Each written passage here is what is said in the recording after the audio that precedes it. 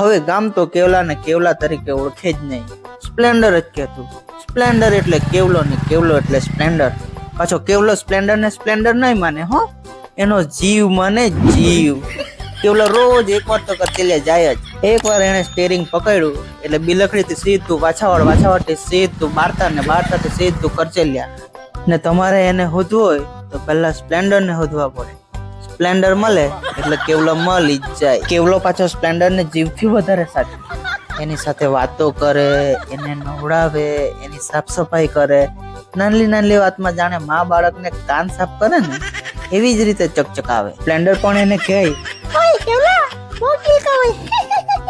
એટલે કેવલો પાછો એને કહે કે નવડાવે એટલે પાછા નાના પોયરાને જેમ અવાજ કરે કે પટાવીને નવડાવે પાછો.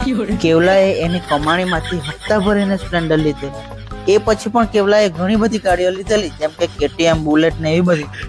પણ સ્પ્લેન્ડર ની તોલે કોઈ આવે ખરું? ગમે એવી ગાડી લાવો પણ કેવલાને તો સ્પ્લેન્ડર જ ગમે.